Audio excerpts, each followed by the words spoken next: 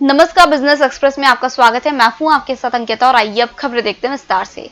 Cyrus मिस्त्री को Tata group के चेयरमैन पद से हटाने को लेकर कानूनी लड़ाई लड़ रहे टाटा सन्स और शापूरजी पालनजी ग्रुप एक बार फिर आमने सामने आ गए हैं। इस बार मामला शापूरजी ग्रुप की ओर से टाटा सन्स के शेयरों को गिरवी रखने का है। शापूरजी ग्रुप के इस कदम पर रोक लगाने के लिए टाटा सन्स ने सुप्रीम कोर्ट का दरवाजा खटखटाया है। सरकारी तेल कंपनियों की ओर से आज फिर लोगों को राहत देते हुए पेट्रोल और डीजल के दामों में कटौती की गई है। पेट्रोल की कीमत की बात करें तो इसकी कीमतों में 11 से 13 पैसे की कमी की गई है। वहीं डीजल की बात करें तो इसकी कीमत में 10 से 12 पैसे तक की कमी आई है। राजधानी दिल्ली में पेट्रोल के दाम में 13 और डीजल के दाम में 12 पैसे की कटौती की गई है। इसी के साथ दिल्ली में पेट्रोल 81 रुपए 86 पैसे और डीजल 72 रुपए 93 पैसे प्रति लीटर पर आ गया है।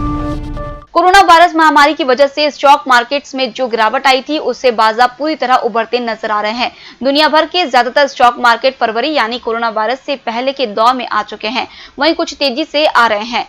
भारत के सेंसेक्स और निफ्टी 50 ही नहीं बल्कि अमेरिका के डाउ जोन्स इंडस्ट्रियल इंडेक्स और S&P 500 इंडेक्स भी 37% तक की गिरावट के बाद 6 महीने के भीतर ही अब अपने पुराने स्तर पर लौट रहे हैं। Goods and services tax council की इस माह की बैठक जो कि 19 सितंबर को होने वाली थी, अब यह अगले माह अक्टूबर के लिए टल गई है। खबर है कि अब जीएसटी काउंसिल की 42वीं बैठक 5 अक्टूबर को होगी। जीएसटी काउंसिल की अगली बैठक काफी मायने में अहम है क्योंकि इसमें राज्यों और केंद्र शासित प्रदेशों के जीएसटी मुआवजे पर चर्चा होगी। राज्यों और केंद्र शासित प्रदेशों को चालू वित्त वर्ष में करीब 13 लाख करोड़ रुपए के जीएसटी मुआवजे की आवश्यकता हो सकती है। कर राजस्व में भारी गिरावट के कारण 2019-20 में इसने 89% की छलांग लगाई है। कोरोना वायरस महामारी के कारण 68 दिनों के देशव्यापी लॉकडाउन व प्रतिबंधों से अर्थव्यवस्था बुरी तरह प्रभावित हुई है। मैन्युफैक्चरिंग, माइनिंग और इलेक्ट्रिक फील्ड में खराब प्रदर्शन की वजह से जुलाई महीने में इंडस्ट्रियल प्रोडक्शन इंडेक्स में 10.4% की गिरावट आई है। सरकारी आंकड़ों में यह जानकारी दी गई है। सरकारी आंकड़ों में बताया गया है कि जुलाई में मैन्युफैक्चरिंग सेक्टर के प्रोडक्शन में 11.1% की गिरावट रही। माइनिंग सेक्टर में प्रोडक्शन 13% और बिजली उत्पादन 2.5% घटी है। लॉकडाउन के चलते इंडस्ट्री के तमाम सेक्टर्स को मार्च के अंतिम सप्ताह से कार्य बंद रखने का आदेश दिया गया था। ऐसे में संचालन पूरी तरह ठप रहने के कारण इंडस्ट्री बुरी तरह से प्रभावित हुई है।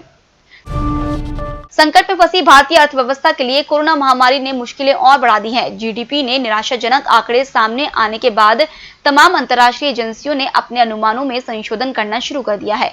रेटिंग एजेंसी मूडीज ने चालू वित्त वर्ष में भारत के सकल घरेलू उत्पाद में 11.5% गिरावट की आशंका जाहिर की है। मूडीज ने कहा है कि 2020-21 में भारतीय अर्थव्यवस्था में 11.5% की गिरावट आएगी। बता दें कि इससे पहले रेटिंग एजेंसी ने भारतीय अर्थव्यवस्था में 4% की गिरावट का अनुमान लगाया था। रूट मोबाइल को आईपीओ से अच्छा रिस्पांस मिला है। आईपीओ को 1 करोड़ इक्विटी शेयर के ऑफर साइज की तुलना में 89 करोड़ इक्विटी शेयरों के लिए बिड हासिल हुई है। आखिरी दिन यह आईपीओ 73 गुना सब्सक्राइब हुआ। रिटेल इन्वेस्टर्स के हिस्से को 12 गुना सब्सक्रिप्शन मिला है। क्वालिफाइड इंस्टीट्यूशनल इन्वेस्टर्स का हिस्सा 53 गुना और नॉन इंस्टीट्यूशनल इन्वेस्टर्स का हिस्सा 101 गुना सब्सक्राइब हुआ है। आईपीओ 9 सितंबर से 11 सितंबर तक खुला था। Department for promotion of industry and internal trade ने शुक्रवार को स्टार्टअप को बेहतर इकोसिस्टम उपलब्ध कराने वाले राज्यों की रैंकिंग जारी की। 2019 में स्टार्टअप्स को बेहतर इकोसिस्टम उपलब्ध कराने में गुजरात एक बार फिर टॉप पर रहा है। गुजरात ने यह उपलब्धि दिल्ली समेत देश के सभी राज्यों को पछाड़कर हासिल की है। वाणिज्य मंत्री पीयूष गोयल ने रैंकिंग जारी करते हुए बताया कि इसमें 22 राज्यों और 3 केंद्र शासित प्रदेशों ने हिस्सा लिया है।